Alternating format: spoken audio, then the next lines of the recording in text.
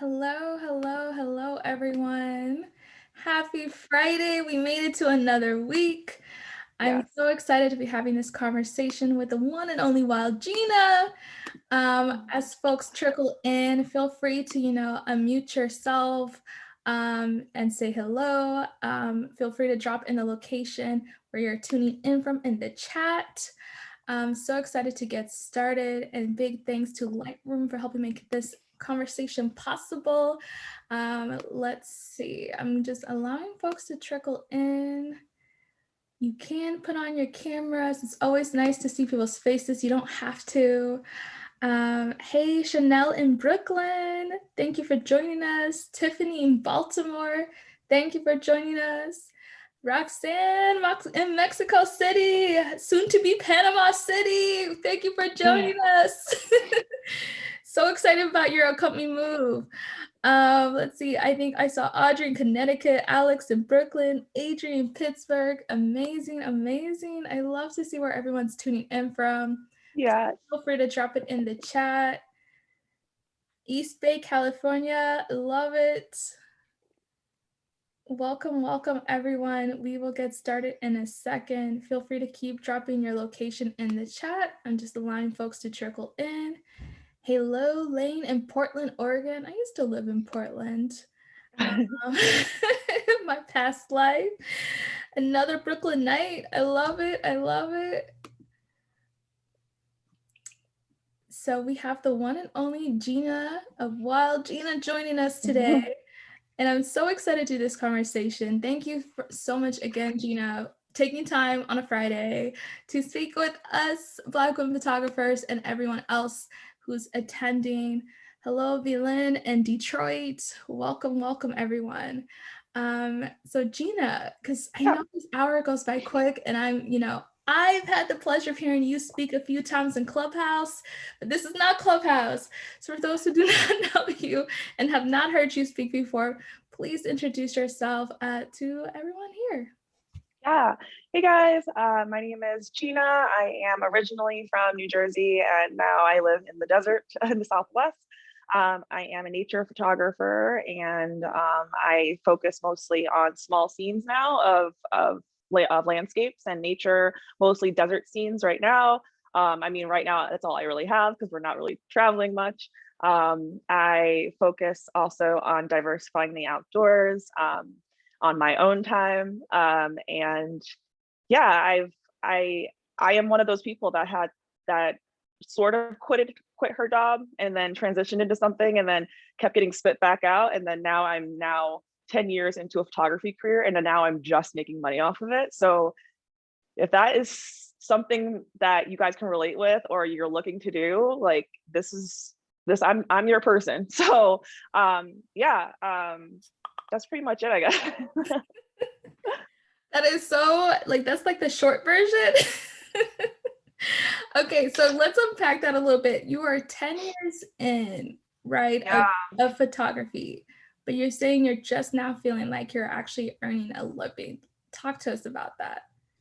Yeah, so I picked up my first camera in 2008, 2009. I was in college, and the reason why I picked up a camera is because I wanted to honestly just be like, I was a scene kid. So I went to Warped Tour, I went to Bamboozle, I went to all of these rock concerts, and I was like, I want to be in a photo pit. Like I want to be it, like that was my thing. But also I realized I had this like a connection with light, and I loved how like the strobes like and the lights and everything on the stage were happening, and I just wanted to be closer to it. I wanted to be closer to the action, and I wanted to use my journalism degree, which is something I was going for when I was in college, translate it into photojournalism, interview bands, whatnot. So I remember my first concert that I got my first photo pass.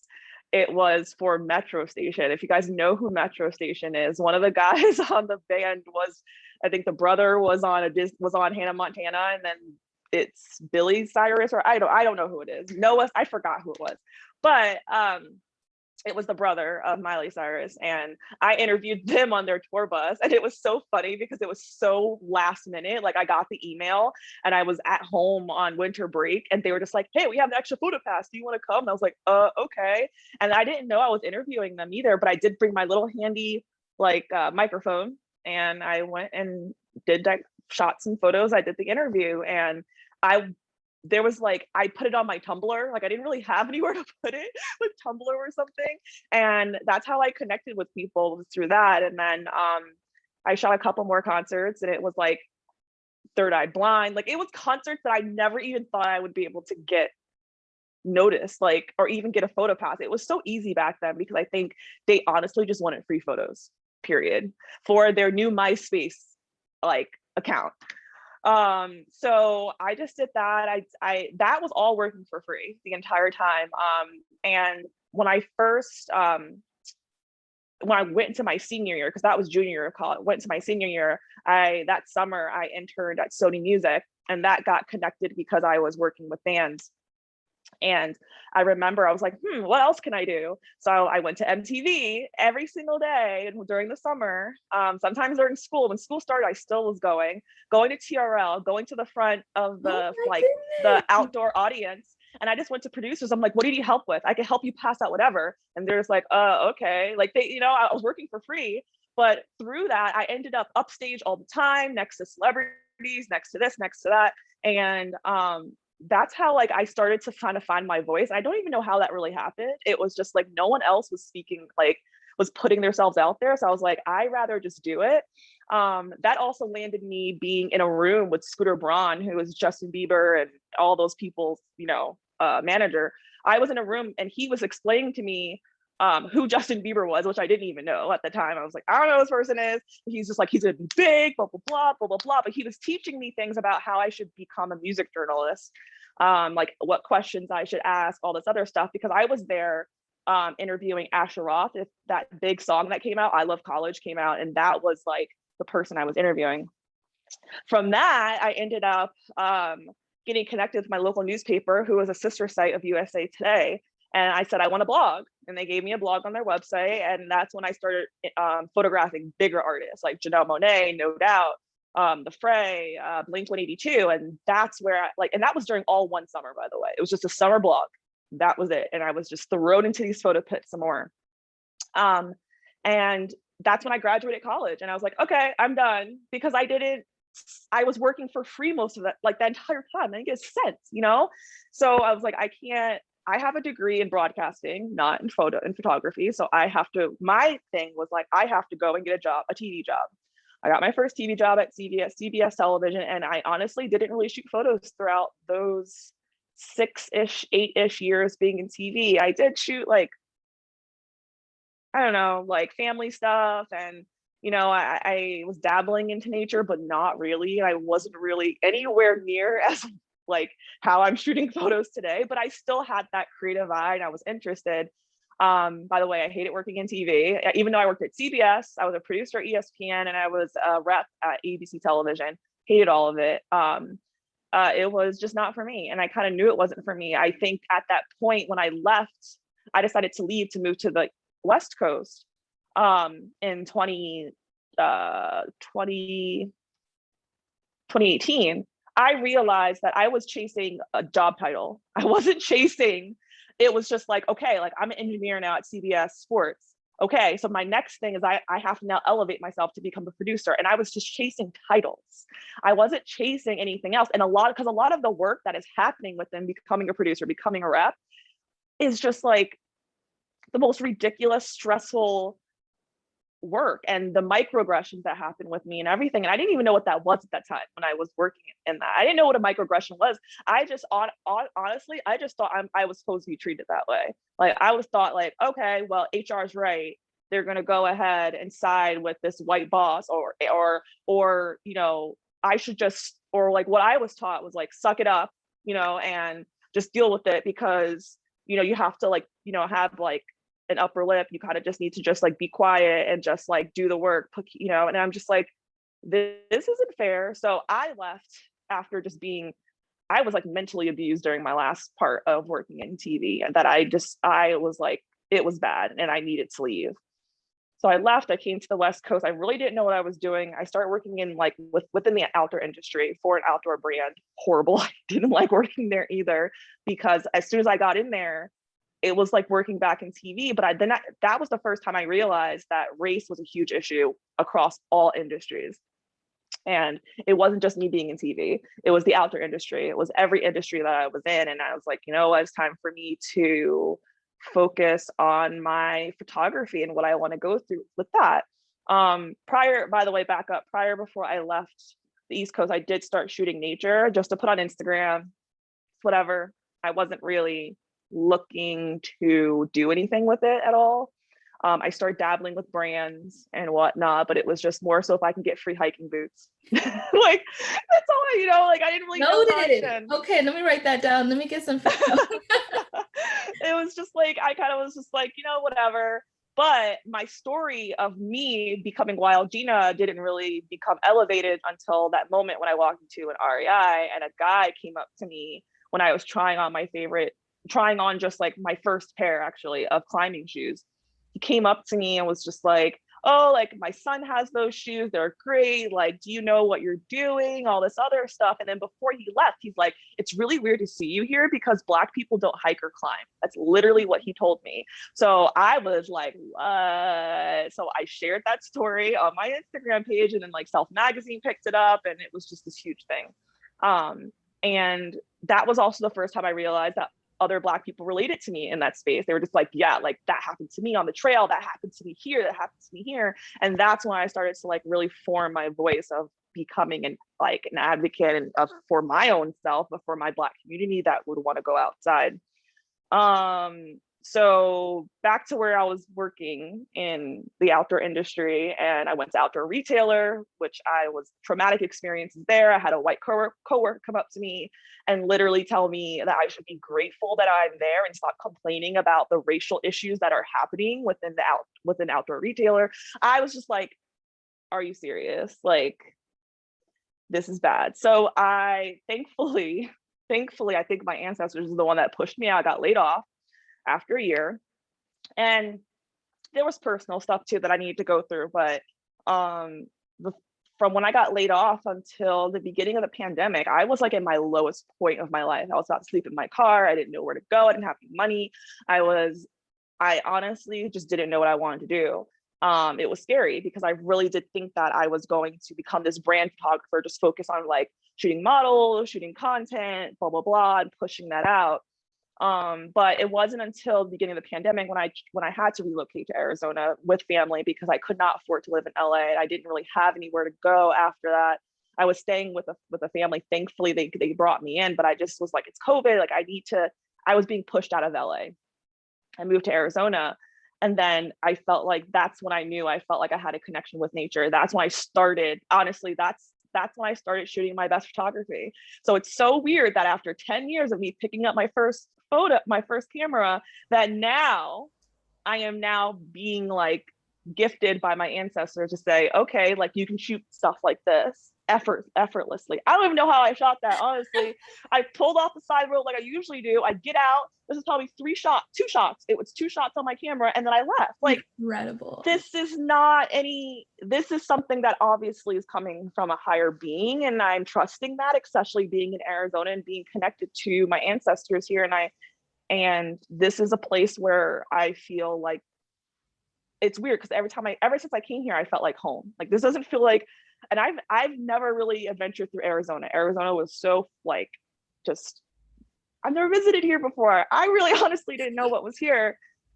And I feel so connected. So, and I feel like it's home. And I think my ancestors are proud of me. I think they're also pushing for me to do more, but they know that I'm tired. I'm an extremely tired Black woman. I'm so tired because I stand up for other people too, I stand up for a lot of people, and I continuously do so because I want everyone to feel the same support that I have been getting. But I want people to realize that Black people, especially in the photography space and the nature photography space, there aren't many people who look like us, who are going outside on these trails, who are trying to protect themselves, while trying to create art. And I tell them all the time, I'm like, I'm fidgeting. Like I have my camera in my hand and I'm fidgeting and stuff because I just want to get out of there. I just want to take my shots. I just want to get out of there. I can't even enjoy it because I feel like I'm always on edge. So I tell people that when they're buying my art, that is what's going through my mind, you know, and this is also why I started my Wild Gina freestyle series, so that I can be able to enjoy creating, you know, in my living room. And the light that you see right now, this is the light I'm shooting with. It's a single window. I never get direct light. This is all I have. And this is what I'm creating other images with. So like my my beautiful baby Oh, right that's one of my here, favorite photos. like this is the light I was getting to get this. And I think like, and I'm letting you guys know, I know nothing about this camera. I have two cameras next to me right now. What is all this? Like, I honestly, it's for me, I just push a couple buttons and I just go. But I know that this is not because of me knowing technical talent. This is knowing that this is a natural talent that I have. So it's like someone who's a dancer, someone who's a singer. This is a natural talent that I can see things that usually other people can't. And I don't even have to know this. And I tell people too, I sell a lot of photos off my phone because I just see things. And some of it is so daunting to me because I'm just like, it's like a spidey sense, but I also feel like I want to vomit. And I also want to feel, that's how I feel when I see something. And I'm like, like, I feel like I'm hyperventilating almost because I need to capture that. And if I don't, I'm going to like cry. Like I woke up this morning, I looked outside my window, I see the mountains kind of like, I see these like particular lines of clouds over the mountain. And I'm like, and I always get up every morning and I put my hands behind my back like I'm pacing, like a mad scientist or something, looking out the window. And it's just like, that's the type of feeling you need to have as a photographer in order for you to really find the thing that it is that you're supposed to shoot. Because I think a lot of people think, or capture, I think a lot of people think that they are in their bubble of like portrait photography or fashion photography, and you may love it and you may enjoy it, but you will know what that thing is that's going to make you feel like you are like suffocating until you're able to capture that moment, or suffocating to have this idea in your head that you are like, I want to create that. And you just literally are just like, your whole body's numb until you can create it. I think we're all driven by capitalism and driven by the ways that we are able, that I feel like capitalism becomes our path almost, you know, like I feel, and that's the thing, like that's how I started working with brands and being like, I want to shoot photos of this brand and that brand and that brand. I want to be able to create these campaigns and be a creative director. And I'm like, that's not my job though. You really want to create images for someone else's dream, or do you want to create images for your dream? And that is where I am right now, because this is my dream. My dream is to work with the sun and work with the moon and create these glowing images for me to feel something. So I'm sorry, I'm rambling. No, listen, this is all about you. Welcome to this TED Talk. Like, people are in the chat are saying they can listen to you every Friday. Someone else chatted the Gina sense. And no, this is why I love you and your work, because of all that passion and hearing it and then seeing it in your work, and then you just being so humble, like, oh, I'm just clicking a button, like you don't know what you're doing, but you know. And it is a talent that, you know, that's something that you cannot teach. So I pulled up a few posts from your Instagram that I just love.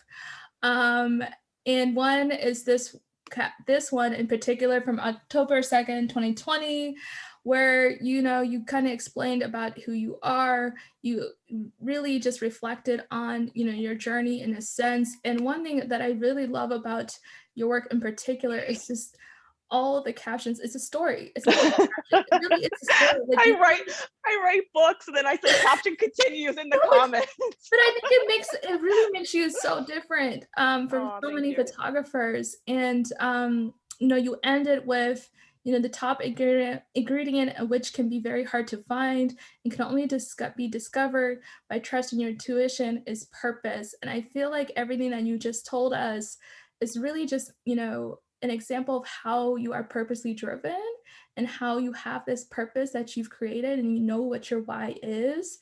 And now Mhm. that you are like literally living your purpose, right? And I feel like, you kind of mentioned it already. And if you read Gina's captions, you already have this a sense of like how to really define this for yourself. But, for those who are listening who are maybe are like, you know, trying to figure out and how they can walk in their purpose like what advice would you have, where do we I mean, some of us can't quit our jobs just yet, Yeah. but I think that's just such a powerful, test, like I want to say testimony almost, like of what you are sharing. But how can one, be able to discover and walk in their purpose? Wow. So it's so weird because it's from what I've learned in my experience, Mhm. and I'm not telling people that they have to go to this lowest point of their life in order to rise up or anything. They're probably already at their highest point right now. And they may still feel empty. And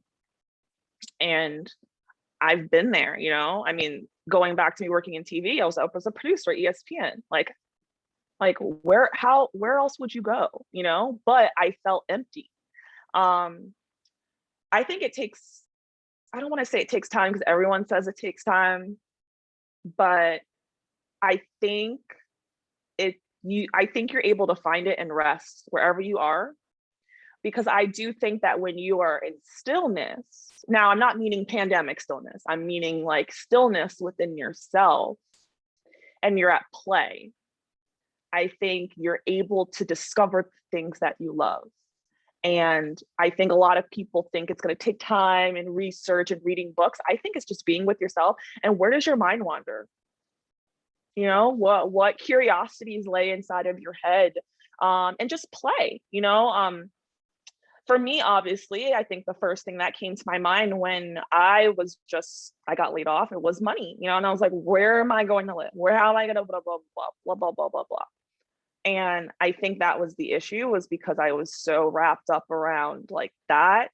But it is a major issue, because you want to make a living off of it. But I think I was so focused on it. That's probably why nothing came. And I feel like my ancestors was just like, we ain't giving you nothing because you over here, you still dating the wrong men, you still doing this, you still doing that. So they're like, we gonna hold on to your blessings. And that's what they did. They held on to my blessings until they said, you need to get out of LA. So how you supposed to get out of LA? And I literally was just like, okay, I left. Once I left that space, that's when I I think also is when I was using my voice, but not enough. And not enough, but not in the right ways. I felt like I was focusing on like brands and like, why are they doing this? Why are you doing that? And I'm like, if you really want to make change, I think that you really need to dig into yourself in order to dig into your past and dig into your ancestral history and listen to them. It's so hard to describe this because I'm just learning. Like I just sit at my Mhm. ancestral altar. I'm just connecting. But the thing is that with money, there's money everywhere. And I feel like a lot of these clients and agencies and brands are they're get they're hoarding so much, where we need to get paid, No, and I think that's probably why money was stuck to me for so long, because I was so focused on that. But it's true, like we are all giving work every second of every day of every, and mhm. this is also the one thing, this is why it's so important that the photographer behind the lens is so important. Don't let anyone tell you that the person behind the camera does not matter, because you have feelings and you have a purpose, but it's beyond photography, behind the paintbrush, behind the writing sheets, behind everything. I think they care so much about the thing that is being made and less about the person that is making it. So, that brings me up to my next question. I pulled up this post. I mean, like several of your posts, you always mention how, you don't do this for free, that, you should pay. pay Black women. And and this is one of the posts that I brought up, and this is from November 1st, 2020. Um, I think for me, first of all, it's like, yes, we all have bills, we need to get paid. So how does one even get paid in the outdoor space in a sense? It's like, how have you been able to earn money? Because I know so many photographers, I feel like they pursue this. I think they would pursue like outdoor photography, or maybe they've picked it up in the past. I know like when I first picked up my camera, the first thing I did was, photograph flowers and things like that. I just never thought I could see it as a career, or like what you're doing. And so how does one even become, get paid in this space? And then with Well, that, as a Black woman photographer, because you just, in the caption you also talk about how hard it is for you. yeah, I mean, getting paid really is about your story, and I feel like I have this history in the space, and a lot of people just know who I am because of my outspokenness about certain things, and I've made I've made a voice for myself. And just let everybody know, I've been working technically with outdoor brands for the past 3 to 4 years now, 4 years. And I'm just now kind of not even like where I want to be getting paid my worth. So it's like,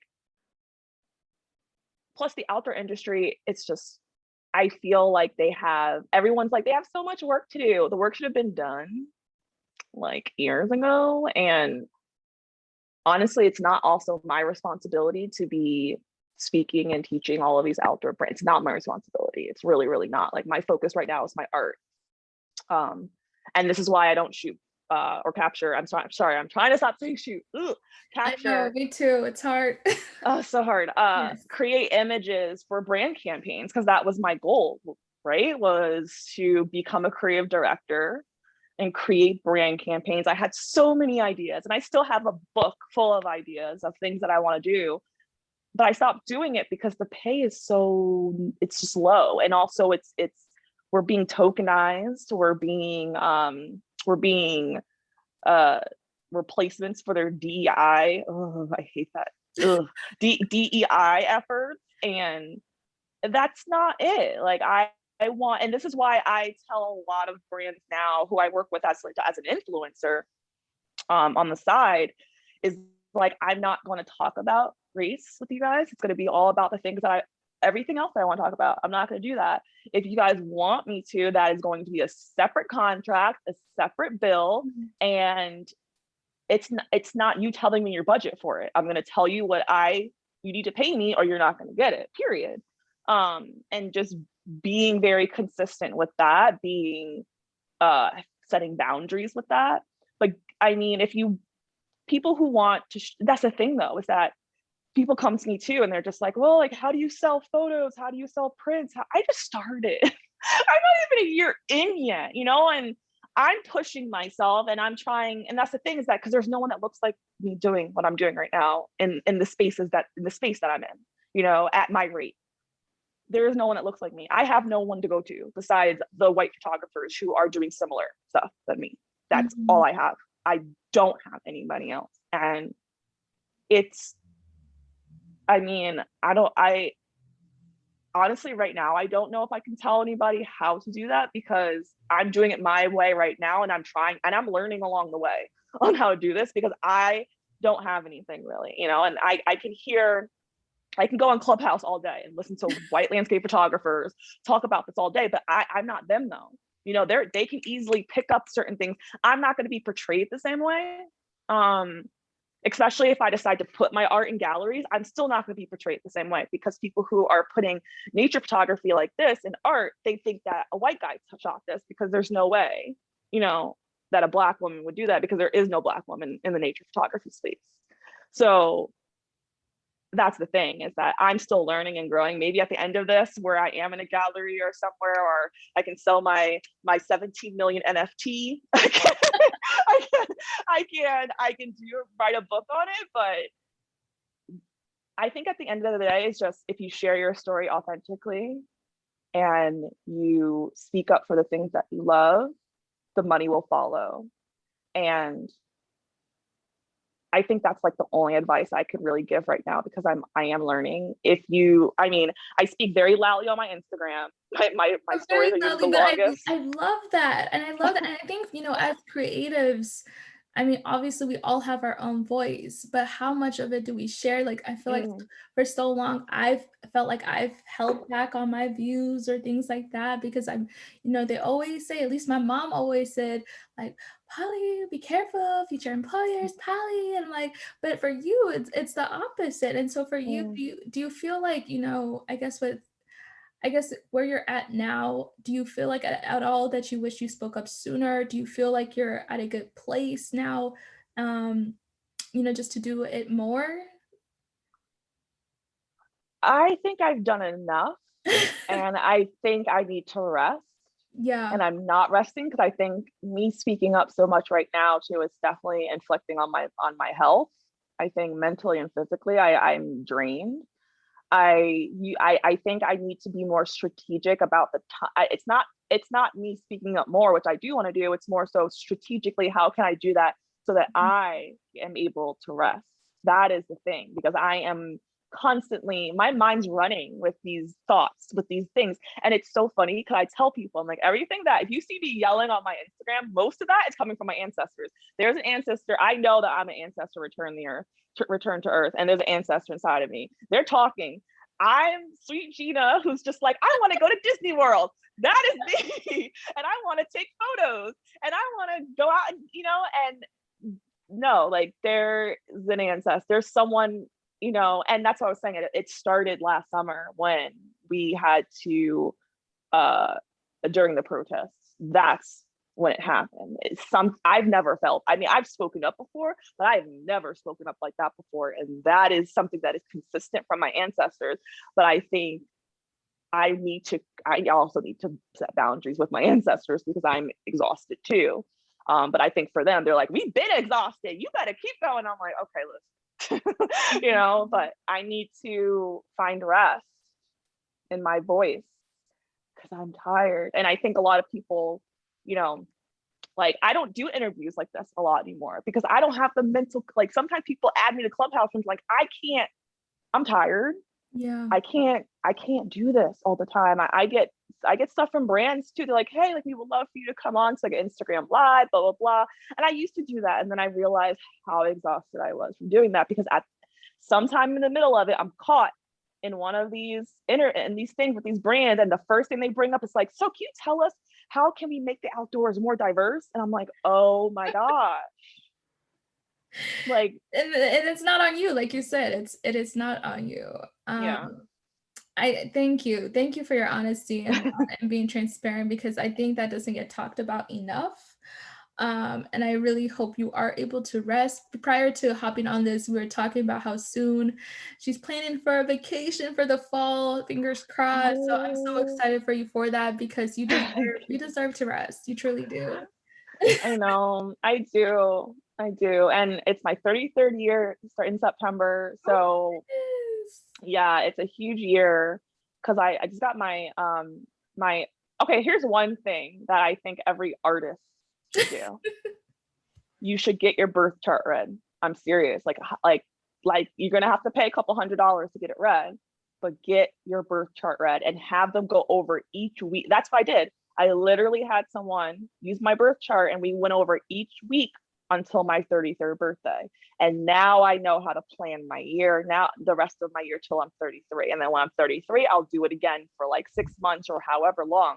But this is probably also why I've been creating images with the moon and whatnot, is because we are so connected with that portion of it, especially when you're a nature photographer. But it just all I would do it. I would highly do it. I feel like a lot of successful people do work with astrologers, and the planets really is an extremely amazing thing. And like this, like in general, like, I'm trying to create my schedule where I'm working 4 days and I'm off 3. That's what I want. I want a 3-day weekend. And each day is ruled by a planet. So honestly, you know how we're so grumpy on Mondays and we're just like going into Mondays? It's because we're not supposed to be working. Monday is supposed to be part of your weekend.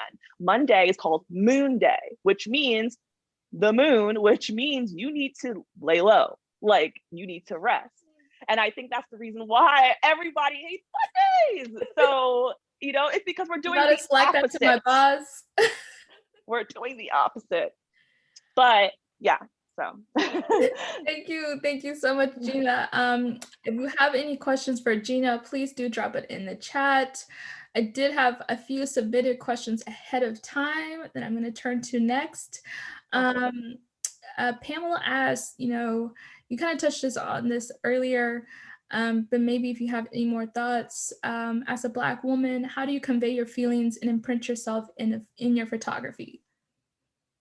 Yeah. So I honestly think my ancestors live in the sun. There's been moments where I see sun rays in my camera, and then my friend, like someone's next to me, they're like, I'm not getting any of this. Like, how, and I do honestly think my ancestors are speaking to me every single time. This is why I'm connected to sunsets. Sunsets to me, that's the only time. I mean, it depends. Like, I will take photos in the morning, dependent on the weather, but I also study light very well, and I love how the light hits my melanin, and I love how it makes me feel. I love it's that low sun in the desert that is coming straight at you. It's not coming from above, it's staring at you. And I honestly feel connected to me being as a Black person when I am, and for me, like it's just something that I can bring home, and I want to be able to bring to other people's homes, and have them, especially like Black women, to have nature in their homes. I think it's something that is very, it's a collective healing experience. Hopefully I answered the question. I'm Yeah, sorry. yeah. No, you're fine. And one more question from Pamela. So if you all are, following Gina as you should be, she is often linking her print shop, mentioning about her prints, her road to, is it your road to like 10,000 prints? No, I wish it was 10,000, 3,000. It'll be 3,000. 10,000 Okay, like soon though. It'll be 10,000 maybe soon. I'm putting that out there, manifesting that for you. Like you are going to sell Yes. 10,000. Yeah, because I was like, I know. So you're often mentioning that. And she wants to know, let me go back to the question. I think she wants to know, would you ever consider dropping a photo book or a design of your favorite prints? So I'm starting to, it's something I've been thinking about, but I feel like it would have to be a project of some sort. And I don't, I mean, I could technically do one on the Sonoran Desert, which is, something, if my first book, it would probably be that. I actually have a photo book. I'm buying photo books now. So I just bought this one just to like study it and see how like photos are portrayed, how they are seen in certain like nature. So I'm studying now about it. I mean, yeah, it's on the works. I just think right now, singular print is something that I want to work with, and I have a lot of ideas and things that I want planned, with my prints as it portrays to like interior design and how we can bring the outdoors into our homes and into our spaces.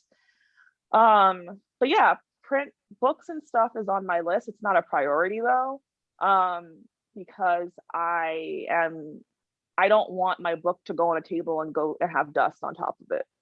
So, because I've been there. I literally just wiped dust off of this.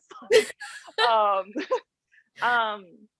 I guess I'm trying to think of new ways in order, because everyone wants a photo book. Everyone's like, make a photo book, make a photo book. Yeah.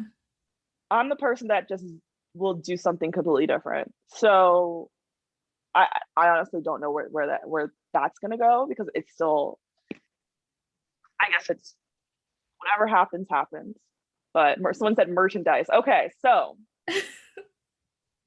there is merchandise coming out later this year with a brand, but I think if I were to focus on certain merchandises, it's like so as if you follow me on Instagram, outdoor style is something that is huge. Like I love bright colors. I love wearing non-traditional outdoor gear because I think outdoor gear is boring, and I want to be able to bring street design into, like I was when I'm talking to certain brands, you know, I tell them like I used to wear this as a kid, and like this was your brand's, you know, stuff, and this is what I wore when I went to visit my uncle in Newark, New Jersey, or you know, wearing this, wearing that, and I just want to be able to also be able to connect to that, but do it in my own way. And this is why I have my own cartoon, is so that I can create really wacky, awesome like outfits with her. But I think if it was merchandise, it would be something dealing with me as a person, as Wild Gina the brand.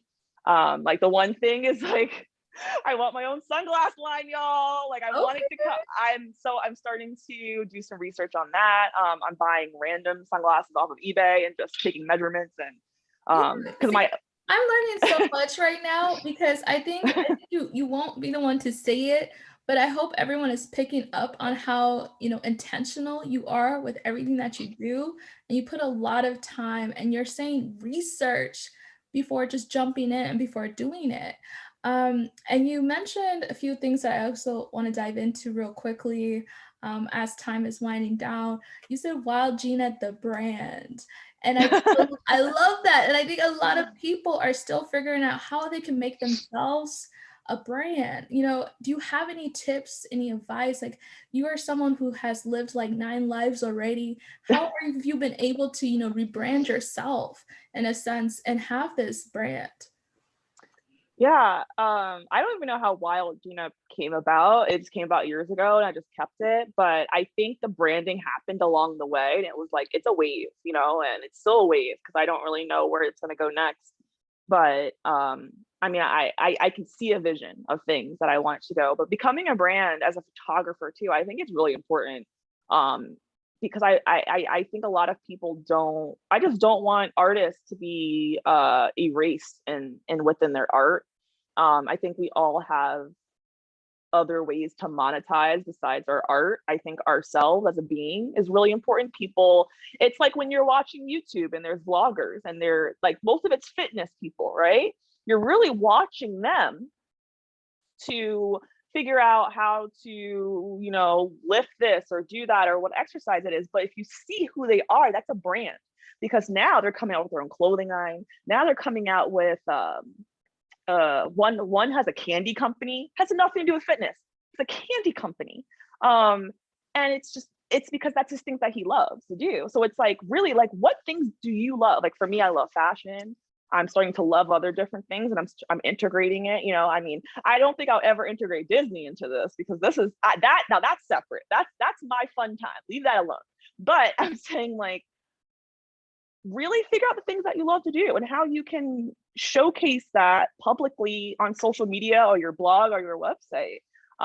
You know, and just share your story and just be authentic to you, because I think a lot of people think that they need to be this certain way and that their art comes first and they're hidden behind, you know. And it was similar to me when I worked at ESPN. I had to wear all black. I didn't, you know, it's like you're the shadow, like you're Mhm. creating it, but you're the shadow. And then no, like I want to become brighter than my art. Like I'm wearing a yellow jacket right now. I want to become brighter than this, you know, like I want to be the forefront, because the artist matters so much behind the scenes. And I think if you don't want to, but that's what I'm saying, it's not for everybody either. A lot of people don't want to showcase that, and that's fine. That's completely fine. But if you feel like you really want to, within, you know, whether you're doing fashion or you're doing whatever you're doing, like I see, okay, so I see my friend Alex in here right now. So my friend Alex, she's an amazing artist, you know, and if I think about her art, it's like I just like we'll talk offline, Alex. But I just like, this is also why I need to do life coaching. I feel like I need to do not life coaching, but like artistic, intuitive coaching, because I have ideas for everybody. Like my mind is just keeps pinging off ideas, and that is a thing that I'm thinking about doing starting in the summer, is to start doing one-on-one life coaching. Not life I don't want to call it life coaching, artistic coaching, intuitive coaching. And just be able to just do that, because I want to help people. I want to help people find their voice within their art, because I feel like their voice is being shallowed out by their art, because that is what people are buying, is their art and not their voice. But I want to make it so that people are buying the art because of you, because of you. because I you know, love so this so much. Avery says that she would absolutely pay for that. So would Mario. Listen, you already have a queue of people lining up. Like I will probably be in that line as well. Like that is incredible. And so on that, is that how Wild Gina Freestyle came about? Wild Gina Freestyle, I was sitting on my couch. Okay, so I'm gonna start taking like doing reels about this, but I'm not a big fan of TikTok. I'm not a big fan of reels, only because the short form stuff is just starting to.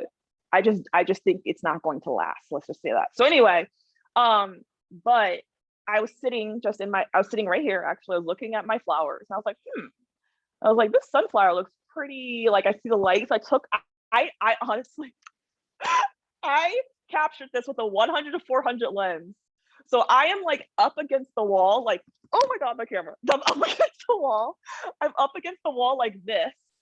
And I'm taking photos like this, shaking, And so just to let you know, all those images that you see of the sunflower, of the peonies and stuff are all taken from this couch. And it's just from one singular window from this light. And I decided, I'm like, you know what, this would be a really cool way to call it a freestyle. And I don't even know how that name came about, but it's just, I think that the definition of Wild Gina Freestyle is something that is intuitive and you're just creating in the moment and you are just, so for me, it's like, say this sunflower right here, he's sitting there. I was eating an orange or breakfast or something. And I looked at it and I'm like, I want to photograph that. I photographed it and then I edited it and then I put it online. Like there's no like planning, there's nothing.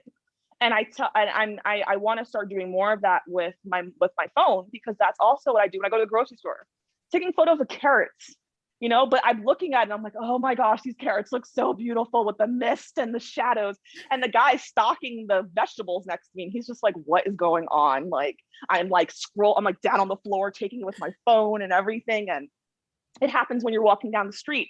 It happens when you're at a restaurant, everyone's taking these photos, but this is art that you're creating. You can create art anywhere and everywhere as long as you have some natural light. It's the minimalistic artistic part of it. So I'm going to start doing challenges where we can do Wild Gina Freestyle challenges, and everything will be so minimalistic, because I don't want people using the cameras that I'm using.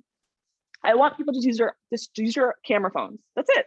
Use your camera phones, use the apps on your phone and turn it around and put it online. That's it. Like, I think we're so laser focused on like, what lens do you have? What body do you have? What do you have this? What do you edit with that? I'm like, listen, I shot this on my iPhone. It was on my iPhone. I edited it on my iPhone with Lightroom mobile, and then I put it on my print shop, and now I'm selling prints of it. So yeah, I just want people to get more in tuned with the intuitive creativity and minimalistic creativity of it all. And I feel like there's so much power behind our mobile devices, and that is something that people are becoming more like, I don't know, I just feel like they're not really seeing the potential that they have at their fingertips, and they're so focused on like how the most expensive lens and this and that and that. And there's so many people. There's an incredible Black woman from Africa who's, you probably know, Atlas, blessings. Mm-hmm. And she uses her iPhone. So I really just want people to get out of their head about what lens you use and what you need. And it's more so about your vision. I think your vision is like 95% of the photo. And then because honestly, you can create anything with any type of camera. You can. And it may not come out to what you want it to look like, exactly, but it's going to be that vision. It's going to be that story that you're sharing. So Thank you so much. And the name of the artist is Blessing Atlas. I'll drop her IG in the yes. chat. We're almost out of time, you all. I can't believe it. If you have any questions Ah! for Gina, please drop it in the chat and we'll try to do a rapid fire. Gina, I want to ask you one other question that I really had for you was about your print store and how you're on the road to 3,000. I think as artists, like you said, we just create, and then I think sometimes we can be very timid though about asking and about saying like, hey, like I'm selling this, buy it. But you do it so well and you do it like No, you I'd be do I'd it be so yelling at my well. friends. I'm like, y'all ain't doing nothing but posting about Peloton, and you can't even take up a story in your Instagram And page. that's the thing. My point is, that's my point. Like you call people out, and like your most recent post that I had pulled up, this one, it's like you do it so well of calling people out and saying, hey, like support, hey, like show up. And I think, as artists, I think at least myself, maybe I should just speak for myself, but I think we're always so timid about that. Like, you may just tweet out your or post about your print shop maybe once a month or whatever, but you're like, no, like I do this. Like I think every post you have has some sort of call to action, whether it's Mm. supporting other women photographers or whether it's showing up and supporting Black folks. Like you always have some sort of call to action with every post. So I guess my question is like, with that said, like how can we be better advocates for ourselves? I know you've already said so many great gems, but like any tips for that in a sense of like when we have products to sell and things like that, because you could have just leave your link in the bio and hopefully people check it out, hopefully people buy it, but you're always saying, shop now, shop today, support, share this post. Like I think you just do it so, so well. It is its own masterclass in my opinion. So it's like I don't know if you have any advice on that specifically, if that makes any sense. Yeah, I think with me, I think it's because I've seen so many other artists not get the support that they need. And I know artists are only like selling like, like one thing a month, one thing every 2 weeks. And it's like, really? Like, where are your friends? Like, where are these people? And it's just like these people want to support you when it doesn't have to do with anything of you making money. And I think a lot of people just, especially for Black women, I think that people just don't want to showcase that your Black friend is succeeding or wanting to succeed. So let me help them. And I think seeing that over and over again over the past couple of years has just been so frustrating. And I don't speak for, I mean, yeah, I'm pushing my print shop, but I'm also telling people that they need to be like more aggressive with this, because they're out here, your friends are out here posting Kim Kardashian this, skins, this, that. I'm like, really? But you can't post up your friend who's just selling some art, Like it's just, it comes also with I call it Instagram story ego. It's like, I don't want to post this because I don't think my audience will like it. And I don't think my friends and family, I don't want to sell them anything. I'm not asking you to sell them anything. I'm asking you for you to support Black artists. I'm asking you to showcase my art to them, because you don't never know. One of them say, oh, I have a new office space. I'm looking for sunflower art from your mother's friend to a friend to the daughter's ex-boyfriend to the mother, and then you got a sale. Like it's just, you have to think about that. And I think people are just so, oh, they're just so in their heads about wanting to share certain things, and it's just like, please hype up your friends, because guess what, next week you're going to turn around and be in my DM saying, can you share this? And I'm going to say, really? So be honest.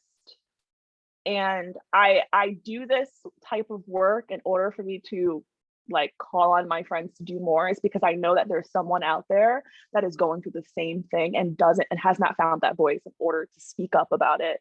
And I've gotten so many DMs from tons of Black women. I've gotten DMs from white women who are just like, Gina, my friends never support me until I am like literally like I'm about I can't pay rent. Can you please help me? And then they help me. That's not how it should be. Because I've gotten friends who came to me and they're just like, Gina, you're selling prints. You're fine. I'm like, I'm a Black woman. I'm not fine. I'm building generational wealth. Okay. Because I don't have anything. Like, it doesn't matter. Like, I'm trying to succeed. I'm trying to be better than the next white male photographer. In order for me to do that, you need to support me. Okay. And also, there's other Black women out there who are literally needs the support. So if they see you supporting me, then that's going to trickle and be like, oh, I wonder what other Black women photographers I could go out and search and get art from. Like, there's a trickle effect. And I think a lot of people are so just driven with their, and it's an Instagram story. It lasts 24 hours. I'm not asking you to post me up on your page. I'm asking you just to do that. And that is so hard because of their ego in order to do that, unless they are being forced to do it. And it's just like, it's heartbreaking, but I'm going to keep doing it. And I'm going to keep like hyping up my print shop because I think my prints are dope. So if there's no one else out there that's going to go out and get my prints, like, are you serious? Like, look at this. Look at this. You could buy a sunset. You don't have to go outside. You can buy a sunset and put it in there. You want some flowers? This ain't gonna die. It's not gonna die. Okay, you're gonna buy this metal. Look at this metal. This is not gonna die. Here's your sunflower for life. Okay, give it to your mom. Give it to your girlfriend. Give it to whoever. Okay, because this ain't gonna die. Okay, because come on. Thank you. That's why you're so amazing. I have two last questions, maybe one, because this one is the big question. You mentioned how there is not many that look like you in this space, and you have been working, with these brands and making sure that they do their work on their own. And for so long, you've been doing this for the last few years. I guess it's like, my question is, what do you hope to see now, after like last year and after I'm sure many conversations you were in last year, in light of the protests, but even so, just all the years that prior to that, I guess, what do you hope to see, this year within the space that you're in, how do you see it changing, I guess? I've spoken to this actually about on another podcast, and I did say on the other podcast that unfortunately, I think during my lifetime, especially in the outdoor space, I don't really see much change happening to the point where we are dismantling and decentering whiteness. I mean, I say that honestly because I've been in it for about 4 years, and I honestly sometimes see it getting worse and it's scary. And I think a lot of us are just tired, but I do have hope for the Black Renaissance. I do have, I mean, I don't have hope, it's happening right now. And I think that Black culture and that Blackness is going to become a household, there's going to be household names around Black artists more so than there was in the past. And I hope I'm one of them, but that's where I see it going. I think it's going to be more so of the amplification of Black businesses and the amplification of our voices and our work outside of the work of having to educate others about our traumas. It's going to be about our art, and that's the thing I'm focused on. Is I want people to buy my art and not have to also have an additional like, I don't want them to buy my print and then there's like an additional like charge that they can add and it's like DEI work. Like, I don't want that. But yeah, I think what I see for my space for the outdoors is there's going to be a separate Black Renaissance within the outdoor space and how we are connecting with our roots and our ancestors. I mean, I'm doing it because I'm starting to learn more about hoodoo. I'm starting to learn more about my ancestors that came before me and how they practice their spirituality from Africa. And I'm originally from my ancestors are from Nigeria, the Iwi Fawn people. So I'm learning more about that and their practices and their spirituality and how I can connect that with my roots here from when they came to Trinidad and Jamaica and everything. And I think a lot of people are going to start to learn more about that and how we can do that. But there's just I don't want to say that there's work. There's no work. There's dismantling and destroying. That's what it is. It's that. So I'm hoping that can happen, but I honestly don't think that's going to happen in my lifetime. And I think that's really disappointing and sad for me to say. I mean, prove me wrong, white people. But it's on them. Unfortunately, it's on them, because they're the ones that are going to be able to dismantle that by speaking to their family members that are racist, that their friends that are racist, and or just not, or just holding on to white fragility. It's not our job, and I think we are asking a lot of Black people today. And I really do think that our job is to focus on what we do best, which is our art or our jobs or the things that we love to do, and resting and doing nothing. We need to do more of nothing. This weekend, I'm doing absolutely nothing. I'm going to take your advice. Thank you. Thank you so much, Gina, for your honesty and your passion and everything you've been sharing this past hour. Thank you so much for opening up yourself to our community, and to the extended community. I don't know, we're out of time. Do you have any last, I guess, more advice, more gems, anything last that you want to share with us before we head out? If I feel like I said everything, but if you have a Black friend, if you're in here and you are non-Black and you have a Black friend, please reach out to them and ask them how you can help them in any way. Whether, I mean, they may not have a business, they may just maybe want to do something, and they're afraid to do it alone or whatnot. I think people match us up to how they are treating their white friends or their non-Black friends, and we need more. We need more. We need more support, and I think that, I mean, like I said, an Instagram story once a week of just supporting your Black friend. How hard is that? Like, why is it so hard? Like, how, it shouldn't be that way. It really should not be that way. If you are Black and you are here, I understand you, and I encourage you to use your voice more if you are comfortable. But again, it's not your job. Don't become me, where I'm over here like I'm stressed.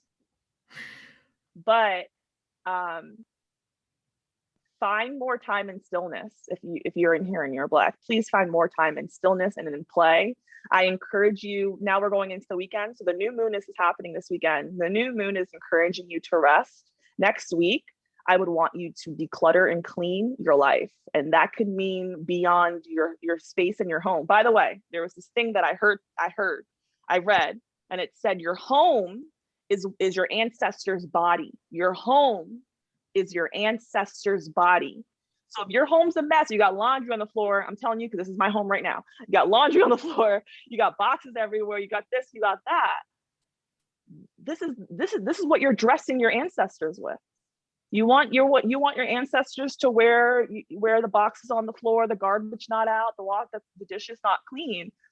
You need to take care of your home, because this is your ancestor's body you're living in. And that is going to be able to open up your blessings.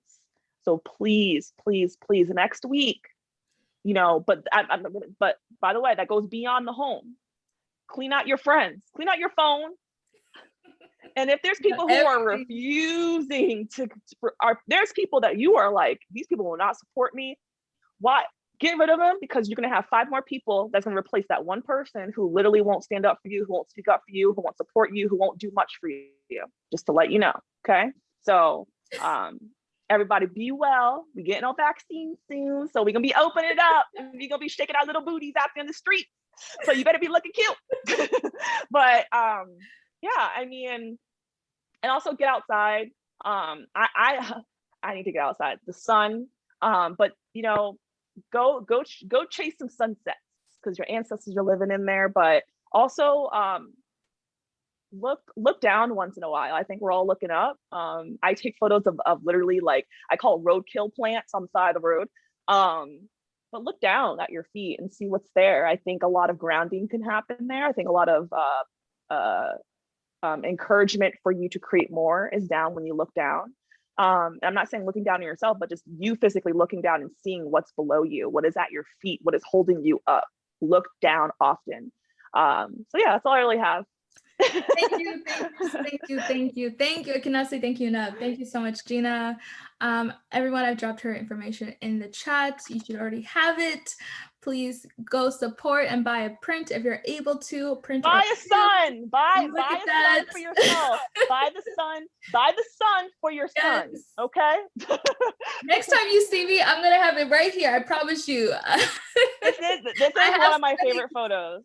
It's so beautiful. Yeah. And then this one too. This is gorgeous on metal. This is satin. It's beautiful. But please pick yourself up one of my prints. Please, please, please. I'm almost at 3,000 prints sold. My goal is to get there by June 10th, which is my 1-year anniversary. If I can get there, you will get so there. Blessed, you will get there, and we're gonna have a celebration on Clubhouse or on Zoom. You will get there. Thank you so much again, Gina. Thank you everyone who tuned in. Thank you Lightroom for making this possible. The information is in the chat. If you have any other follow-up questions, Gina's DMs are always open. So, excuse me. So please reach out to Gina. And I hope you all have a wonderful Friday of doing absolutely nothing and wonderful weekend of doing absolutely nothing. So thank you all so much. Bye, everyone. Bye, guys.